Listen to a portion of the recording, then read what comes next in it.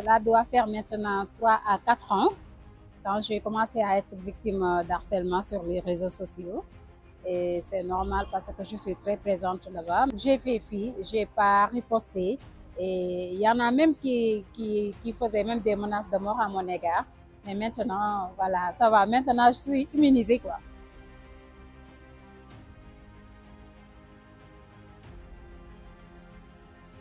Quand ça vient des personnes qui sont peut-être des personnes que l'on ne connaît pas, ça peut ne pas trop nous affecter, mais parfois ça vient des gens de notre entourage, des gens qui nous sont très proches. Et dans ce cas de figure-là, cela fait mal au cœur. Et voilà, parfois aussi, il nous arrive, bon, il m'arrive en tout cas, si je peux parler à mon nom, il m'arrive de pleurer.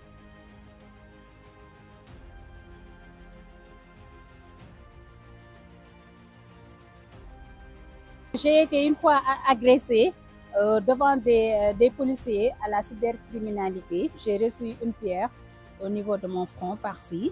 En sang, bon, je suis partie à l'hôpital, dans une clinique, faire, bon, après mes pansements, j'ai eu un certificat médical que j'ai joint à une plainte pour déposer ça au niveau du tribunal de Dakar. Et depuis lors, les choses ne bougent pas. Ça doit faire à peu près 5 à 6 mois, si je ne me trompe pas.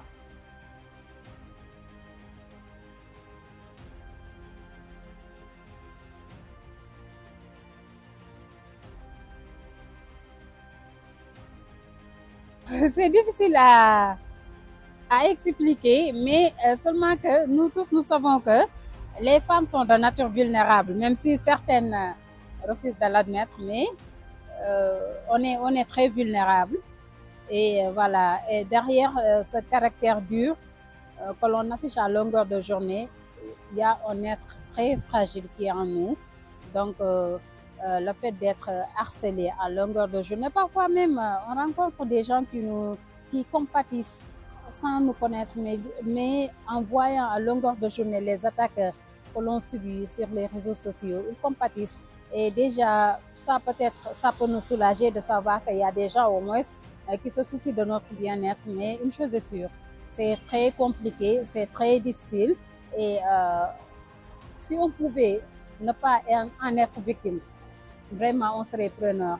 Au-delà même de donner des informations sur les réseaux sociaux, j'aide pas mal de gens, surtout ceux qui sont des cas sociaux. Bon, à travers les bonnes volontés, je les aide à peut-être à se soigner, je les aide à trouver du travail, je les aide aussi à avoir peut-être un fonds pour démarrer leurs activités commerciales et tout. Donc autant de bienfaits que voilà, et je sais qu'un bienfait n'est jamais perdu. Donc voilà, autant de bienfaits au-delà d'avoir la passion de donner des informations sur les réseaux sociaux. Voilà ce qui me retient et je ne compte pas claquer la porte. Non, non, je ne vais pas claquer la porte.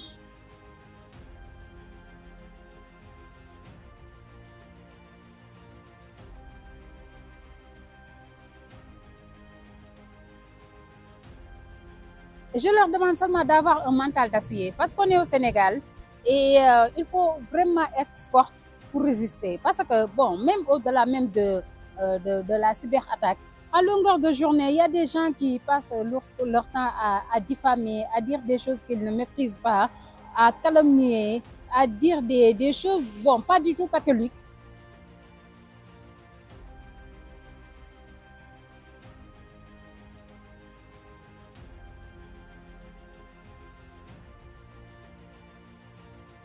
Pour faire court, je leur demande d'avoir un mental d'acier et de pouvoir faire face à tous ces détracteurs-là, parce que sinon, ils vont craquer.